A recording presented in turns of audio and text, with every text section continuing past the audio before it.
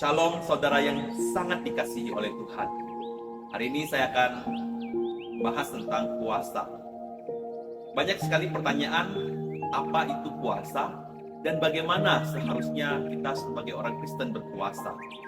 Saudara, puasa adalah kita mendekatkan diri dengan Tuhan.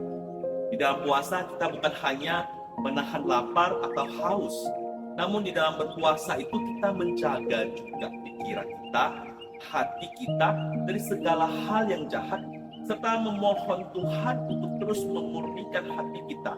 Dan juga di dalam berpuasa kita mau semakin peka mendengarkan tuntunan Tuhan di dalam kehidupan kita. Intinya berpuasa adalah kita ingin mendekatkan diri dengan Tuhan. Dengan kita berpuasa, kita melatih tubuh kita, pikiran kita, dan juga pengendalian diri kita, serta kita membiasakan diri kita untuk membangun sebuah gaya hidup spiritual, gaya hidup yang rohani. Mungkin ada yang bertanya, kalau begitu cara berpuasa yang baik itu seperti apa? Di dalam kekristenan tidak ada aturan khusus yang mengharuskan tentang tata cara berpuasa. Tapi kita bisa berpuasa dengan mengikuti beberapa contoh cara yang pernah dilakukan oleh beberapa tokoh Alkitab. Beberapa tokoh Alkitab berpuasa dengan tidak makan dan tidak minum dalam jangka waktu tertentu. Tapi ada juga orang di dalam Alkitab yang berpuasa dengan tidak makan tetapi ada minum. Jadi saudara, misalnya contoh, ketika kita ingin berpuasa satu hari, kita bisa membatasi diri kita tidak makan di pagi hari dan siang hari, baru malam harinya kita makan.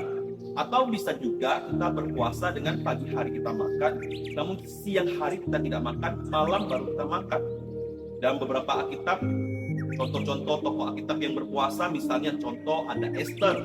Esther berpuasa selama 3 hari 3 malam, tidak makan, tidak minum.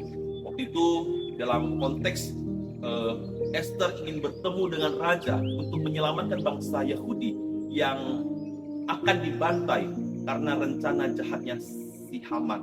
Lalu ada puasanya Daud. Daud berpuasa selama 7 hari. Dia tidak makan, tetapi dia tetap minum. Dia berpuasa untuk anaknya. Dan ada juga tokoh lain, Daniel.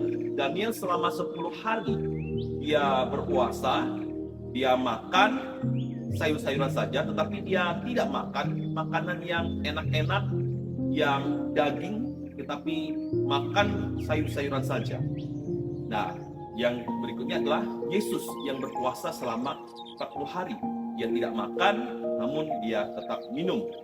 Saudara, intinya berpuasa adalah mendekatkan diri dengan Tuhan. Jelang Paskah, biasanya gereja-gereja melakukan doa puasa di hari Jumat Agung. Di momen Jumat Agung, momen ketika kita doa berpuasa, itu juga adalah momen di mana kita mengingat kembali penderitaan Yesus Kristus bagi kita. Mengingat bahwa Yesus yang mati di kayu salib untuk menebus setiap kita manusia yang berdosa, sehingga kita bisa menang dari dosa. Dan melalui penderitaan Kristus itu menjadi bukti yang nyata bahwa Kristus itu sangat mengasihi kita. Tuhan Yesus memberkati kita semua. Amin.